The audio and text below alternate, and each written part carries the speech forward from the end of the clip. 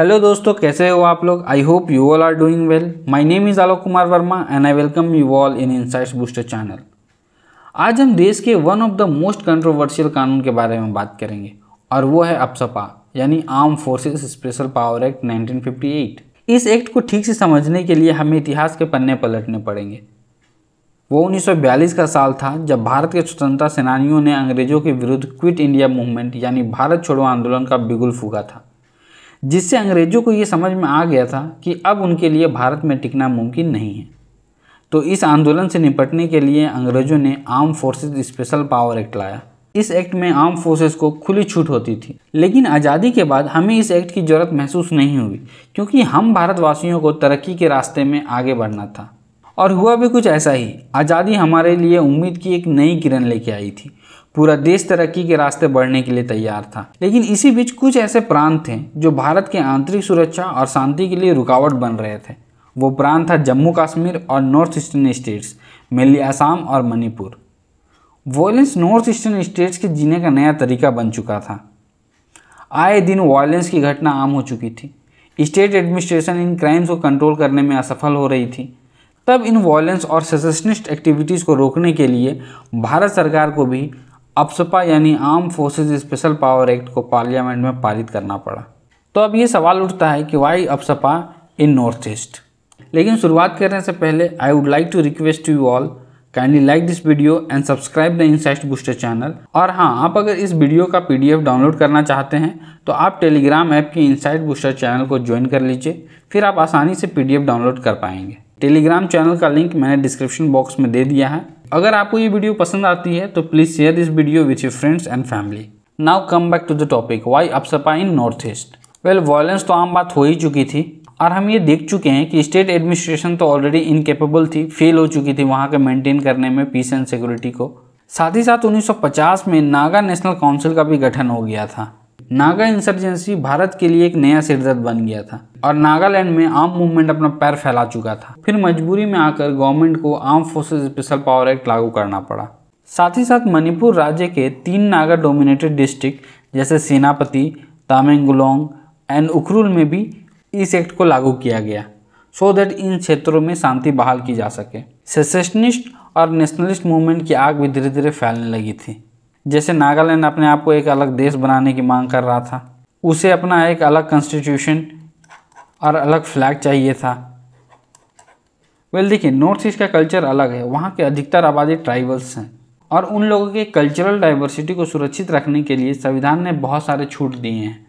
लेकिन अलग देश की मांग करना और उन मांगों को पूरा करने के लिए हथियार का सहारा लेना, ये थोड़ा ज़्यादा ही हो गया था।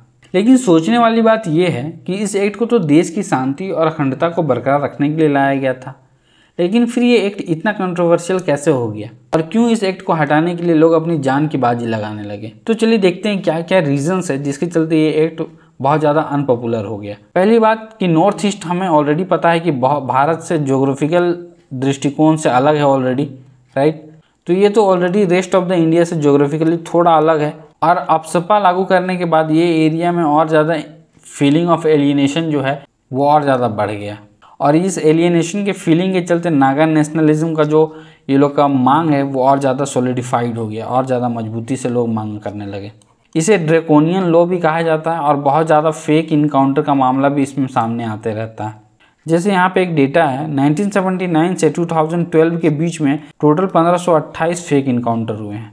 तो आप समझ ही सकते हैं लोगों के अंदर में कितना ज़्यादा एंगर भर जाता होगा, क्योंकि ये जो भी लोग मर रहे हैं वो किसी न किसी के गांव के, किसी न किसी कस्बे से बिलोंग करते हैं, लोग किसी के पड़ोसी होंगे। तो लोग अपने ही लोगों को फेक इनकाउंटर में मरते देखते हैं, तो इससे और भी ज़्यादा गुस्सा उन लोगों का बढ़ जाता है। अभी सुप्रीम कोर्ट ने कुछ समय पहले ही एक कमीशन का गठन किया था जिसे कुछ 6 ऐसे केसेस है जिसका फेक इनकाउंटर का जांच करना था। और सरप्राइजिंगली इस कमीशन को ये पता चलता है ये सारे जो 6 इनकाउंटर थे वो सारे के सारे फेक थे। तो इन सब फैक्ट से हमें पता चलता है कि इस एक्ट का कितना ज़्यादा दुरुपयोग हो रहा है। ऊपर से सेंटर कभी कभी स्टेट को बाईपास कर जाती है डिसीजन लेने में। मतलब सबसे पहले अप्सपा लागू करने से पहले सबसे पहले किसी एरिया को डिस्टर्ब्ड एरिया घोषित करना पड़ता है। ये डिस्टर्ब्ड एरिया सेंट्रल गवर्नमेंट या फिर उस स्टेट गवर्नमेंट के जो गवर्नर है वो डिसाइड कर सकते हैं। तो कभी कभी क्या होता है कि सेंट्रल गवर्नमेंट सब पास कर जाती है स्टेट गवर्नमेंट को और मनमर्जी तरीके से किसी भी एरिया को डिस्टर्ब एरिया कभी कभी घोषित कर देती है। तो चलिए देखते हैं इस एक्ट को हटाने के लिए क्या क्या प्रयास किए गए हैं अभी तक। तो जैसे ही armed forces special power act का नाम आता है तो हम सबके जुबान में मणिपुर की आयरन लेडी इरोम चानू शर्मिला का नाम जरूर आता है। इन्होंने इस एक्ट को हटाने के लिए 16 साल तक अनशन किया था। जस्टिस बीपी जीवन रेड्डी कमीशन, जिसे सुप्रीम कोर्ट ने ही गठन किया था, अभी जो हम लोग बात कर रहे थे कि 6 केसेस जो थे जिनका इनकाउंटर चेक करना था और फेक इनकाउंटर निकला था, तो यही कमीशन था जो उसका जांच कर रही थी। तो जस्टिस बीपी जीवन रेड्डी कमीशन ने भी रिकमेंड किया था कि इस एक्ट को विथड्रॉ कर लेना चाहिए। United nation commissioner for human right ने भी इंडिया को ये बोला था कि इस एक्ट को रिपील कर देना चाहिए, क्योंकि ये एक कॉलोनियल एरा लॉ है जिस एक्ट के द्वारा इंटरनेशनल ह्यूमन राइट्स स्टैंडर्ड का वॉयलेशन होता है। सेकेंड एडमिनिस्ट्रेटिव रिफॉर्म कमीशन, जिसे वीरप्पा मोइली हेड कर रहे थे, उन्होंने भी रिकमेंड किया था कि इस एक्ट को हटा देना चाहिए।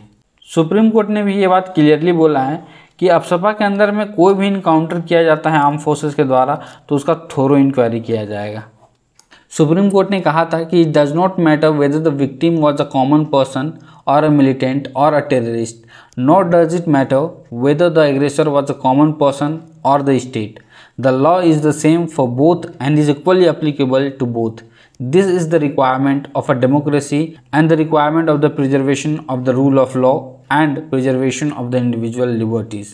तो बेसिकली सुप्रीम कोर्ट यहाँ बोल रहा है कि इससे बात से कोई फ़र्क नहीं पड़ता है कि विक्टिम एक नॉर्मल पर्सन है या मिलिटेंट है या फिर टेररिस्ट है, ठीक है, या फिर जो एग्रेसर है वो कॉमन पर्सन है या फिर स्टेट है, मतलब देश है या राज्य है। लॉ सबके लिए समान है और सबके ऊपर इक्वली अप्लीकेबल होगा। और ये इक्वल प्रोटेक्शन ऑफ लॉ का प्रोविज़न आर्टिकल 14 के अंतर्गत मेंशन किया गया है कॉन्स्टिट्यूशन में, जो एक फंडामेंटल राइट है। मैं उम्मीद करता हूँ आप लोग अभी तक अफसपा एक्ट से फेमिलियर हो गए होंगे। तो अब हम इस एक्ट के फैक्चुअल प्रोविजंस के बारे में जानते हैं। मैंने आपको पहले ही बताया था कि इस एक्ट को लागू करने से पहले हमें उस पार्टिकुलर एरिया को डिस्टर्ब्ड एरिया डिक्लेयर करना पड़ता है, जो इस एक्ट के सेक्शन 3 में मेंशन है। मतलब इस एक्ट के सेक्शन 3 के अंतर्गत या तो सेंट्रल गवर्नमेंट या फिर उस राज्य के गवर्नर किसी भी स्टेट को या उस स्टेट के पार्टिकुलर पार्ट को डिस्टर्ब एरिया डिक्लेयर कर सकते हैं एंड देन आफ्टर अफसपा एक्ट को लागू किया जाएगा। इस एक्ट को 1972 में अमेंड किया गया और इसके द्वारा ये डिसाइड किया गया कि जो डिस्टर्ब एरिया डिक्लेयर करने का जो पावर है वो central government and state government दोनों के पास होगा। करेंटली यूनियन होम मिनिस्टर सिर्फ नागालैंड एंड अरुणाचल प्रदेश के रिगार्डिंग ही डिस्टर्ब एरिया डिक्लेयर कर सकते हैं। मणिपुर और असम के रिगार्डिंग में डिस्टर्ब एरिया डिक्लेयर करने का अधिकार स्टेट गवर्नमेंट का होता है। लेकिन सुप्रीम कोर्ट ने Indrajit Barua versus state of Assam case में ये बात कहा था कि गवर्नर का जो पावर है डिस्टर्ब एरिया डिक्लेयर करने का वो आर्बिट्रेरी नहीं है, मतलब आपने मन मर्जी से कभी भी किसी राज्य को डिस्टर्ब एरिया नहीं डिक्लेयर कर सकते हैं। उसी तरीके से Naga People's movement of human rights versus union of India case में भी सुप्रीम कोर्ट ने बोला था कि ये सेक्शन 3 के अंतर्गत जो भी हम डिस्टर्ब एरिया डिक्लेयर करते हैं तो उसके ऊपर एक टाइम लिमिट होना चाहिए। ऐसा नहीं कि बस हम डिक्लेयर कर दिए डिस्टर्ब एरिया तो वो चल ही रहा है डिस्टर्ब एरिया, तो एक पार्टिकुलर टाइम लिमिट होना चाहिए और उसका पीरियोडिक रिव्यू होना चाहिए कि क्या अभी भी वो एरिया डिस्टर्ब एरिया है या फिर नहीं है, तो डिस्टर्ब एरिया को हम रिवोक कर देंगे। लेकिन अब धीरे धीरे इस एक्ट को कमज़ोर किया जा रहा है। 2015 में त्रिपुरा से अफसपा एक्ट को रिवोक किया गया। उसी तरीके से 27 साल के बाद 2018 में मिनिस्ट्री ऑफ होम अफेयर्स ने मेघालय से इस एक्ट को रिवोक किया। तो अब देखते हैं कि इस एक्ट के द्वारा क्या ऐसा पावर मिल जाता है आर्म फोर्सेस का कि वो दिन दहाड़े किसी को भी गोली मार देते हैं और इतना ज़्यादा नंबर में फेक इनकाउंटर हो रहा है और किसी को सज़ा भी नहीं होता है। तो बेसिकली इस एक्ट के अंतर्गत में कोई भी commission officer, warrant officer, non commission officer इस एक्ट के अंतर्गत दिए गए पावर का इस्तेमाल कर सकता है। मतलब आर्म फोर्सेस को अगर कहीं पे डाउट होता है कि कोई मिलिटेंट एक्टिविटीज़ होने वाली है तो वो पहले एक वार्निंग देंगे और वार्निंग के बाद वो डायरेक्ट फायर कर सकते हैं। इवन उस फायर से अगर किसी का डेथ भी हो जाए तो इस एक्ट के तहत आर्म फोर्सेस के ऊपर कोई कार्रवाई नहीं होगी। जिस भी एरिया को डिस्टर्ब्ड एरिया डिक्लेयर कर दिया जाता है वहाँ पे 5 से ज़्यादा लोग इकट्ठे नहीं हो सकते हैं। किसी भी तरह का वेपन नहीं कैरी किया जा सकता है। आर्म फोर्सेस बिना किसी वारंट के किसी को भी अरेस्ट कर सकती है, जिसके अगेंस्ट में उन लोगों को रीजनेबल सस्पिशन रहता है और उस पर्टिकुलर इंसान ने किसी भी प्रकार का कोई कॉग्निजेबल ऑफेंस किया है। तो आप सोच रहे होंगे ये कॉग्निजेबल क्राइम क्या है। तो बेसिकली 2 तरह का क्राइम होता है, cognizable crime and non cognizable crime. तो जो कॉग्निजेबल क्राइम होता है वो एक सीरियस ऑफेंस होता है। इसमें वारंट की भी आवश्यकता नहीं होती है, आपको डायरेक्ट डिटेन किया जा सकता है, डायरेक्ट अरेस्ट किया जा सकता है। बट नॉन कॉग्निजेबल ऑफेंस में पहले वारंट की आवश्यकता होती है, तब आपको अरेस्ट किया जा सकता है। अगर आर्म फोर्सेस को ये डाउट हो कि किसी भी पर्सन को रॉन्गफुली डिटेन किया गया है किसी घर में, या फिर उस घर में किसी प्रकार का आर्म एमुनिशन, ठीक है, या किसी स्टोलन प्रॉपर्टी को रखा गया, या कोई एक्सप्लोसिव सब्सटेंस है उस घर में, तो बिना किसी वारंट के आर्म फोर्सेस डायरेक्ट घुस सकती है उस घर में और उस घर में तलाशी ले सकती है। तो वेल, जो इतने सारे पावर दिए गए हैं इस एक्ट के अंतर्गत आर्म फोर्सेस को, ये सारे पावर उस नॉर्थ ईस्ट एरियाज़ में शांति बहाल करने के लिए दिया गया था, वहाँ के इंटरनल सिक्योरिटी को मेंटेन करने के लिए दिया गया था। बट धीरे धीरे इस एक्ट का गलत इस्तेमाल होने लगा और बहुत ज़्यादा निर्दोष लोगों की जान गई है। अभी हाल ही में आप लोगों ने सुना होगा कि नागालैंड में कुछ लेबर्स थे, 5-6 लेबर्स, जिन्हें आर्म फोर्सेज ने शूट कर दिया मिलिटेंट समझ के, और वो बाद में पता चला कि वो सारा का सारा जो इनकाउंटर हुआ वो फेक इनकाउंटर था।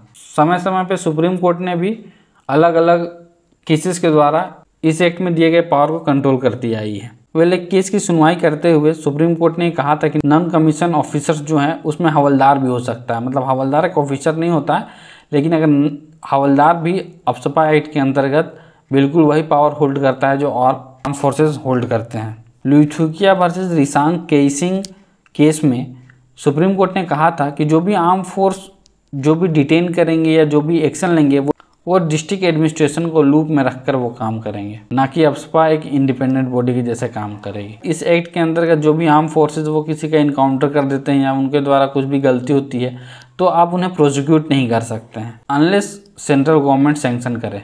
तो इन्हीं कारणों से बहुत सारे जो गलत इनकाउंटर होते हैं उन्हें सजा भी नहीं हो पाती है। एक और केस थी Horendi Gogoi versus union of India. इसमें सुप्रीम कोर्ट ने कहा था कि जो भी अरेस्टेड पर्सन है, मतलब आर्म फोर्सेस अफस्पा के अंतर्गत में जिसे भी अरेस्ट करेगी, तो उस अरेस्टेड पर्सन को बिना डिले किए हुए जो भी नियरेस्ट पुलिस स्टेशन होगा उसके ऑफिसर इंचार्ज को सौंपना पड़ेगा। और उस अरेस्टेड पर्सन के साथ साथ आर्म फोर्सेस को एक रिपोर्ट भी सबमिट करनी पड़ेगी कि उस पर्टिकुलर पर्सन को किस सर्कमस्टांस में अरेस्ट किया गया और उसे अरेस्ट करने का क्या कारण था। वेल, अभी आप लोगों ने देखा कि त्रिपुरा में 2015 में इस एक्ट को रिवोक कर दिया गया, 2018 में मेघालय से रिवोक कर दिया गया, और अभी अप्रैल महीना में ही और भी जो एरियाज़ है आसाम और मणिपुर, इसके भी कुछ कुछ एरिया से हटाया गया है। तो क्या कारण है? तो बेसिकली कारण बहुत सिंपल है, जो भी सिक्योरिटी सिचुएशन है उस पर बहुत ज़्यादा इम्प्रूवमेंट हुआ। फास्ट ट्रैक डेवलपमेंट के चलते, कनेक्टिविटी स्ट्रांग होने के चलते थोड़ा क्राइम का रेट कम हुआ है। नागालैंड के भी जितने भी मेजर ग्रुप थे जैसे national social council of Nagaland, Isak and Muivah and Naga national political group, तो इन सब लोगों से बातचीत की जा रही है और इंसर्जेंसीज को रोकने की कोशिश की जा रही है। इसका फ़ायदा क्या होगा? इसका बहुत ज़्यादा फायदा होगा।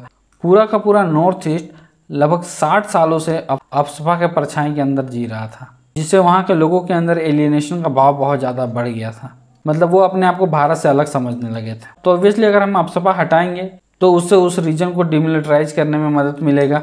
बहुत सारा जो मूवमेंट के ऊपर रिस्ट्रिक्शंस लगा हुआ है उसे हम लिफ्ट कर सकते हैं, जिससे टूरिस्ट में भी बहुत ज़्यादा बढ़ोतरी होगा और भी अलग अलग तरह के डेवलपमेंट होंगे, लोगों में सॉलिडरिटी का भावना बढ़ेगा। तो ये था आज का वीडियो। आई होप आप लोगों को अब arm forces special power act के बारे में सारी जानकारी मिल चुकी होगी।